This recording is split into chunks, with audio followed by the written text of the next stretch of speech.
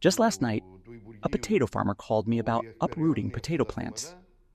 He told me he submitted his application in December and only received approval in June. In the meantime, he had to rely on temporary help from people working here and there. The procedures need to be streamlined because the current process involves too many steps and too many people handling the same file. Once someone submits an application, it first goes to their local office or regional administration. Then it's forwarded to the central office, where it gets in the queue for review. Officials there assess the application, verify whether the person is eligible, and evaluate if the number of requested workers is reasonable and not excessive.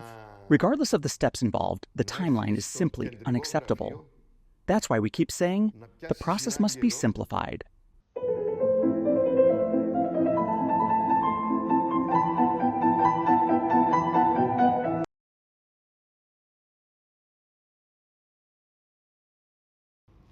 In Cyprus, where citrus groves, olive trees, vineyards, and vegetable farms define much of the rural landscape, agricultural production increasingly depends on migrant labor.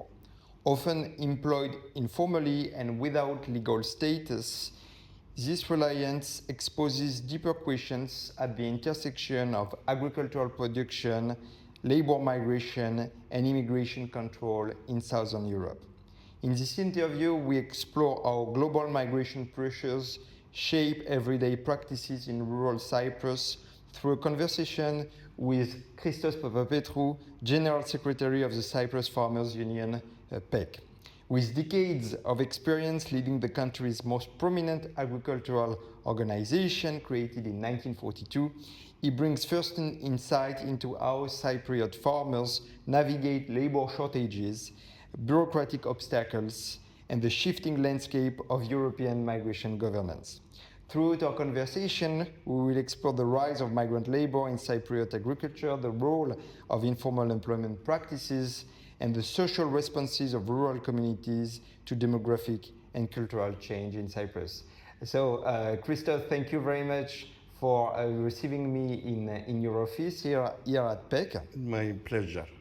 Let's begin with a simple question. How did you first encounter the issue of migrant workers in your career? This subject has its positive and its negative facet.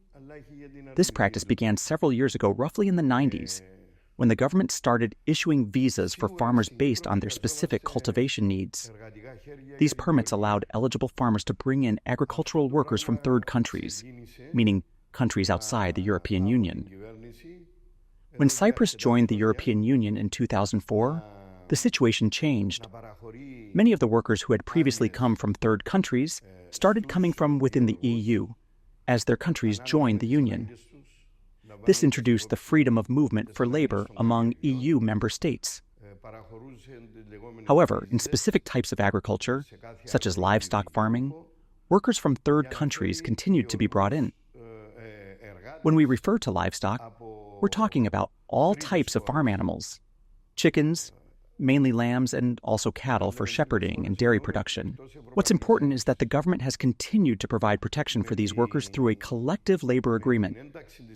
This agreement is signed jointly by the Ministry of Labor, representatives of the workers, who are the labor unions, and the employers, who in this case are the agricultural organizations. As farmers who hire labor, we are considered employers.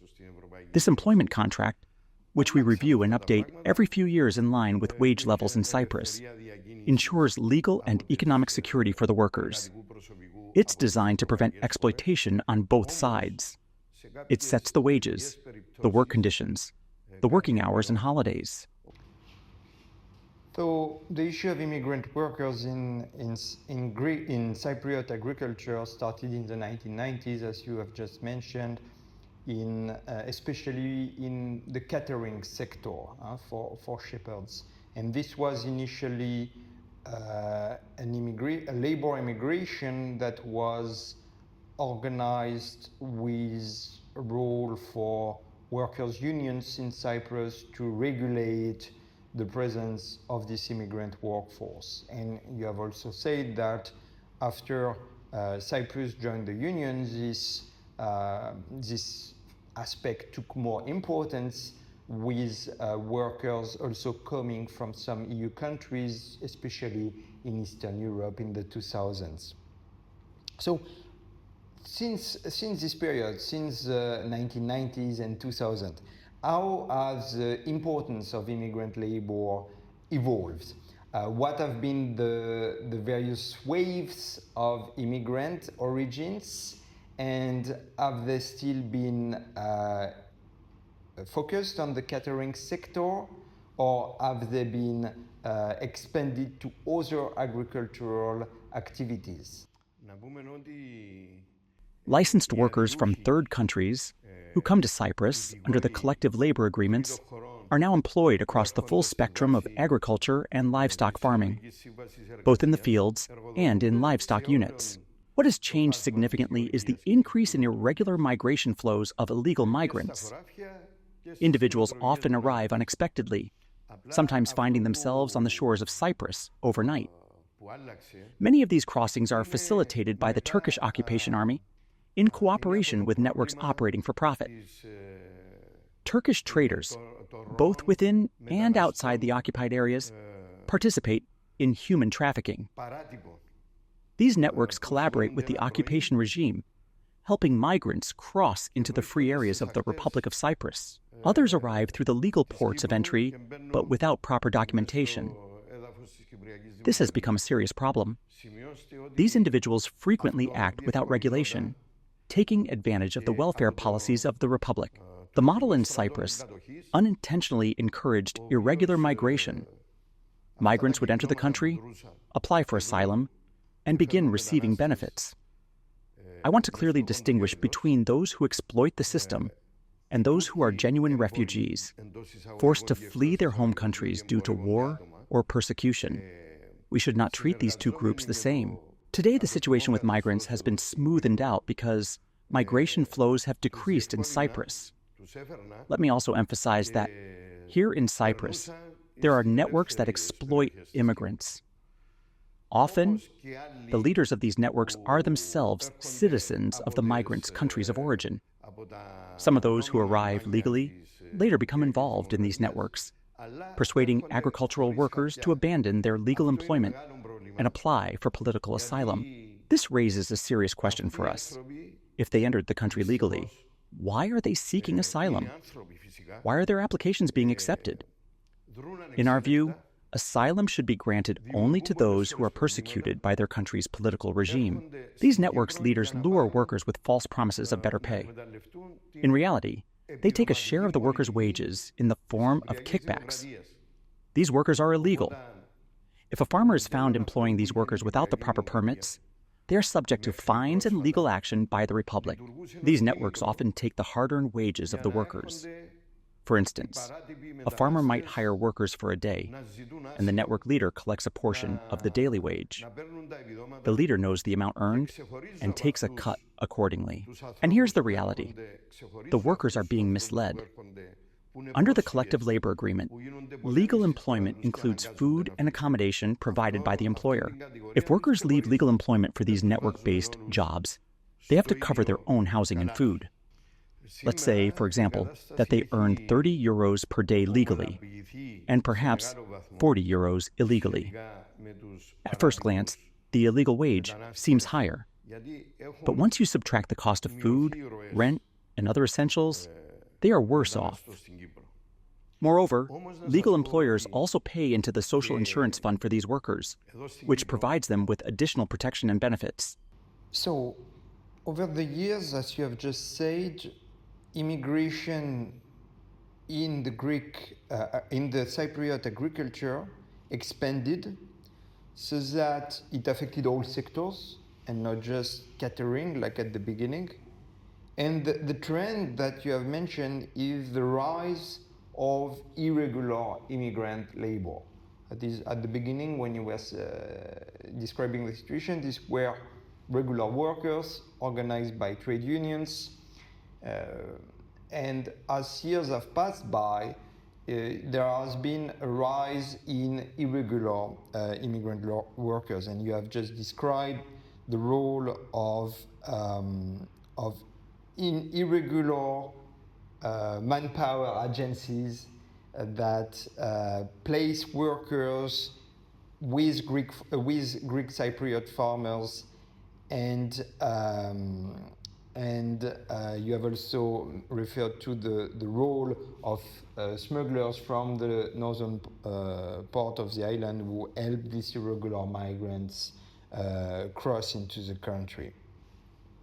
So my main question now, and you have also said that Cypriot farmers bear the brunt of the fines when they are caught hiring those workers. My main question now is, why do Cypriot farmers hire them anyway rather than take workers in the legal through the legal pathways? Let me explain. As an organization, we condemn this practice because we believe it contributes to the broader problem. If these individuals couldn't find employment elsewhere, they wouldn't be pushed into irregular status. Often, legal employers are abandoned at critical times, like during harvest periods, when their legal workers leave unexpectedly. This puts the employer in a very vulnerable position. Now, as for why farmers continue to hire irregular migrants, the first reason is the bureaucratic process involved in bringing in legal workers. It's very time-consuming and burdensome to get the necessary approvals. The second reason is that there are two categories of labor needs. Firstly, farmers who need workers for the whole duration of a year, and secondly, farmers who require workers seasonally for tasks like harvesting potatoes, fruits, or olives, which may only last from a few days to a couple of months. For seasonal labor, the existing processes are too slow and inefficient. So despite the risk of fines, farmers turn to irregular workers because they need immediate labor. There's another group worth mentioning, part-time farmers who make up the majority of the farming population. These are individuals who have other jobs but also work their land.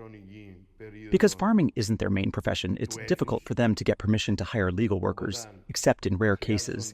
These part-time farmers still need help for a few days or weeks, so they too turn to irregular workers for short-term labor.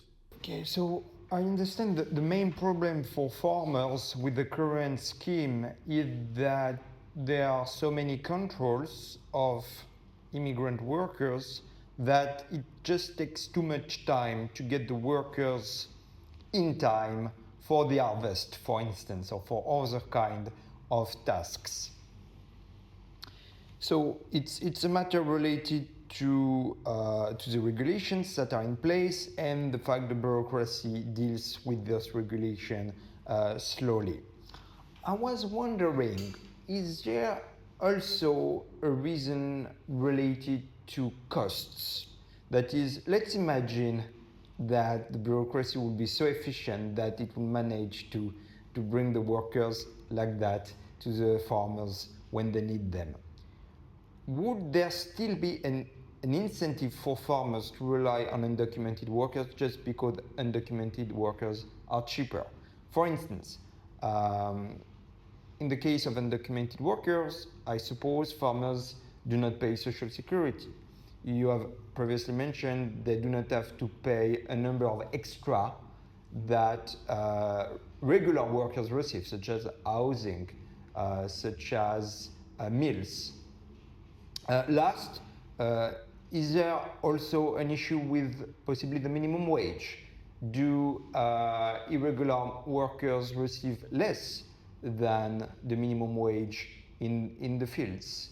So beside the time-consuming nature of the bureaucratic process to bring in workers, are there other advantages for farmers to rely on irregular migrant workers related to lower costs? On the contrary, the daily wage for undocumented or illegal workers is much higher than for legal ones. This is because they are hired at the exact moment they are needed, and they can negotiate higher pay due to that urgency. Let's say a farmer realizes that potatoes must be harvested within 2 days. If the legal workers they applied for 6 months ago haven't arrived yet, they'll hire undocumented workers. These illegal workers know they're in demand. and will ask for higher wages. Because firstly, they are illegal. Secondly, they understand the urgent need of the farmer and take advantage of that. And thirdly, they work for fewer days. If, for example, someone earns €1,000 per month for full-time legal work, that equates to a consistent salary regardless of daily hours. But if the same person works just a few hours a day on an ad hoc basis, the daily pay will be higher. Even if the overall monthly income is lower, the cost per day to the employer is higher. The only real cost saving for the farmer is the avoidance of Social Security contributions. Yeah, but you mentioned as well that the farmers do not pay the extras. Accommodation, meals, so Social Security, accommodation, meal, all this is not paid. The nominal hourly rate the worker gets is higher because we are in peak need, but all the extras are saved by the farmers. Yes, this is what seems to be the case in theory. They don't pay social insurance, of course, because these workers are not officially registered. As for meals, well, they won't leave them hungry. This is Cyprus, after all. Farmers will bring food from home or get it from elsewhere to feed them in the fields. Of course, there are exceptions, but we're discussing the general rule here. We are currently in discussions with the Ministry of Labor. We're requesting permission to use migrants who are already in Cyprus for short-term agricultural tasks, without going through the full bureaucratic process each time. Not everyone is suited for harvesting potatoes or picking olives, so we want the flexibility to find suitable workers ourselves. For example, a farmer could prepay the government for 1 month to cover the employment of 5 workers. Once paid, they could then hire any available workers during that month without additional paperwork. One day, I might find 3 workers. Next week, I might find 3 different ones. As long as the coverage is prepaid and the period defined, it should be allowed. Because also an issue we have to deal with is that some of these workers are not reliable. Some workers say they'll come, but they don't show up. Others ask to be picked up and then disappear. Even workers legally contracted under collective labor agreements sometimes leave unexpectedly. They may demand a release form to go to another employer, often on the very day you need them most. If you refuse, they leave anyway. Most of the time, even if you sign their official release, the majority don't go to another registered employer to continue their workers' obligations. They end up working illegally, on their own terms. We don't want that. We don't want migrants to continue coming aimlessly. The migration issue is a humanitarian issue as well, but we're specifically referring to third country nationals who are here legally, those who arrive with permits to work in agriculture, ones that are fleeing war, or those granted refugee or asylum status. We are not referring to individuals who enter illegally or irregularly and attempt to exploit the country's immigration system. That distinction must be clear. So there is a lot in everything you have said that's really fascinating. Now that we speak, I think it's important that we also specify exactly where are those people now. That is, you mentioned that there are older migrants who came regularly and that now organize the irregular migrants. Could you just specify the origins of both of the older migrants who are the leaders of networks, that you have said, and those undocumented migrants that are today performing the menial tasks in the field? Where do they come from? What is their profile? In Egypt and India. Egypt and India. The controversial cases of irregular migrants are more complex, and it is not possible for me to know about them. Some of those don't work and get benefits from the government. They don't come to Cyprus to work, but to take advantage of the asylum policies and the benefits offered from them. When it comes to irregularities, I must admit that I don't have detailed knowledge because it's a more difficult area. These are individuals who come, receive welfare support, and don't engage in meaningful work. This issue has been significantly reduced now, but in the past, it was more prevalent. Regarding legal workers, those who arrive with contracts, most are from Egypt, of which it is highly possible that there might be law firms supporting these arrangements behind the scenes. What's important to note is this. Often, a farmer will go to the airport to meet and greet a worker they've arranged and paid for, according to the official agreement, but the worker never shows up. Someone else picks them up. These are the networks we were talking about. Many employers never actually meet the workers they've financed to bring in. The employer pays all the expenses for the worker's arrival. If the worker is not from Egypt, but from more distant countries, the expenses are even higher, and this happens often. Thankfully, the situation has improved, especially with the enforcement of laws and increased inspections. In the past, when people applied for political asylum, their cases weren't examined thoroughly due to institutional and procedural deficiencies, particularly within the judicial system. Authorities may have perhaps even ignored applications to avoid legitimizing them through acknowledging them. Now, the procedures are clearer. Applications are examined, and rejections are issued more consistently. Many asylum requests are now outright rejected. This particularly applies to individuals who arrive legally and then try to seek asylum afterwards. That problem of foreign labor arriving in Cyprus with all bureaucracy paid by Cypriot farmers and then disappearing upon arrival used to be very common. I haven't received complaints about such cases in the past year. It happened until about last year, but most frequently over the past 5 years, especially right before the COVID pandemic. During the pandemic, arrivals ceased, but before 2020, this happened often. Now, it might still occur occasionally, but I'm not aware of any recent incidents. Legal workers, those with proper work permits, are the ones we're discussing here. There are also many Asians involved, not just from Egypt or India. Migrants from countries like Vietnam, Nepal, and others in Asia come for domestic work, but also in significant numbers for agricultural labor. Wherever we go, we see the same pattern. The fields are filled with Asian and Egyptian workers. Some irregular migrants come from Syria and pass through Turkey. Most of them eventually leave, either with the help of Turkish networks or by moving on to other European countries like Greece. But many Africans arrive here and also attempt to move on, often heading toward Italy or Greece. Lately, we've seen more of these from African countries. However, we haven't seen Asian migrants arriving just to use Cyprus as a transit point.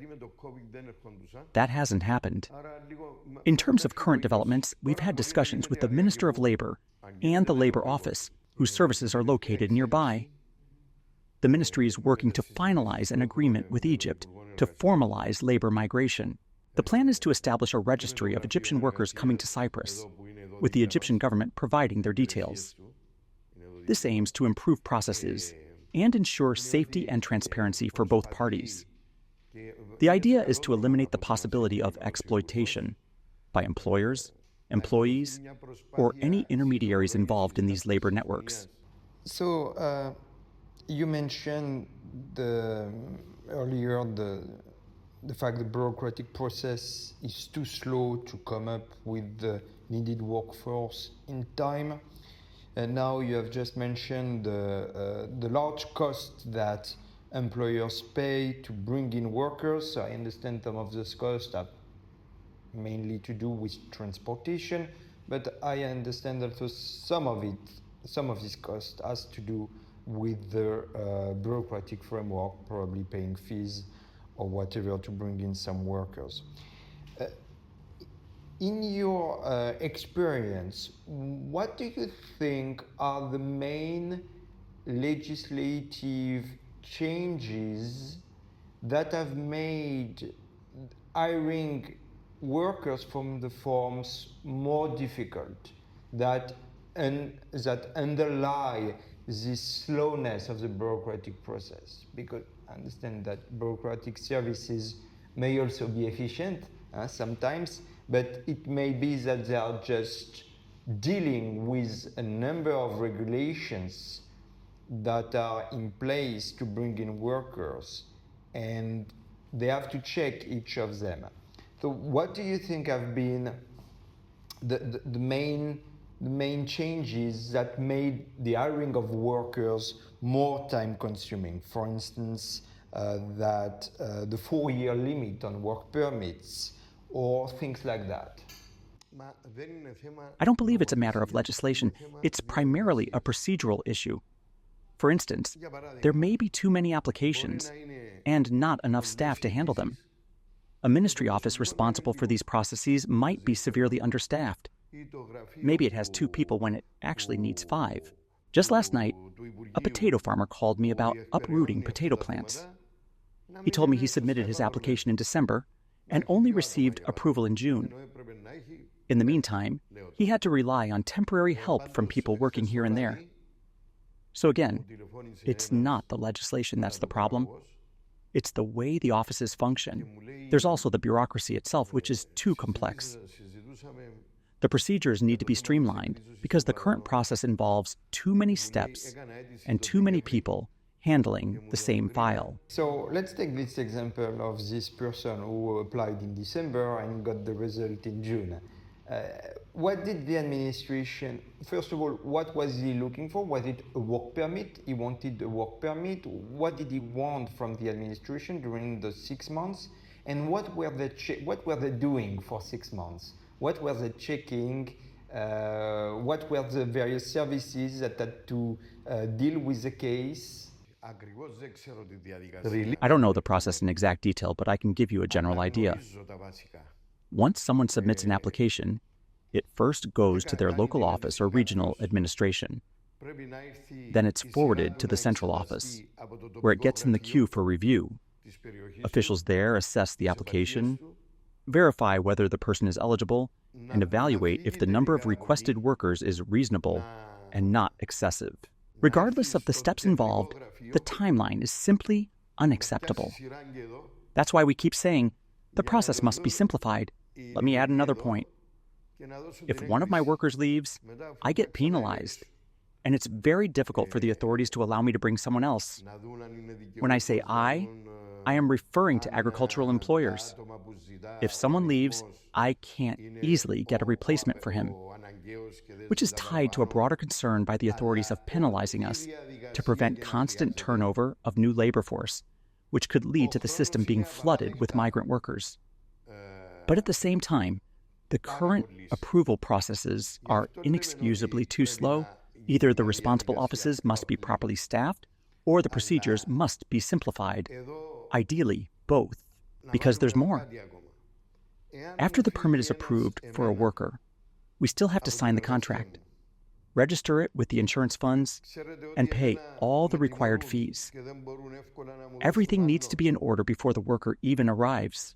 And as I mentioned before, even if everything is in order, just when I go to pick up a new worker, someone else picks them up and leaves. There's no centralized coordination or oversight in the implementation of this program. It seems like the application is logged somewhere in the economic department of the local office. Then it's passed to the city's central administrative unit. Not the ministry itself, but some central office, perhaps in Nicosia. So all of this takes a significant amount of time. Okay, interesting that there are so many controls, and those controls at the end of the day do not really match the needs of farmers in the fields. Now we have mentioned a growing presence of irregular migrants. You said from Africa, from Syria, from Egypt, probably as well. And you also mentioned at some point the issue of crimes. How does this population of irregular migrants who work irregularly, who are organized by networks, how does it fit in the Cypriot countryside? How do people live with them? I mean, we are on an island in which there are also some geopolitical issues, which have partly to do with the differences between Greek Orthodox and Turkish Muslims. Or how does this population fit in the rural communities? First of all, regarding the Cyprus issue, it's important to clarify. This is not a matter of Greeks, Orthodox Christians, and Turkish Muslims. It's about Turkey's invasion and of the ongoing occupation of Cyprus. Prior to 1960, Greeks and Turkish Cypriots coexisted peacefully. There was no major conflict. Before the outbreak of conflict in 1963, even back in the earlier decades, Turkish Cypriots and Greek Cypriots coexisted. Today, many Turkish Cypriots still cross the border daily to work in the free areas. The division was not born from the people themselves, but from external forces. The root of the problem is the occupying force, Turkey, not the Turkish Cypriots. Also note that in the occupied areas, most Turkish Cypriots have emigrated. These regions are now primarily populated by settlers from Turkey. Now, when we talk about immigrants in general, we refer to the legal ones, and with them, there is no issue. Broadly speaking, they are respected and accepted. Of course, there are exceptions, as in any community. We are not racist or intolerant. We collaborate with them. As with any workforce, there are both good and bad employers, just as there are good and bad employees. But the real problems arise with those who come to Cyprus purely to collect welfare benefits. Some of them, when their payments are delayed or denied, go so far as to assault ministry employees who handle benefits. By contrast, about 90% of the legal migrants working in agriculture present no problems. We live and work together without conflict. And what are the problems with you mentioned that the problems are with irregular migrant workers, not with regular ones. And what are the problems with them?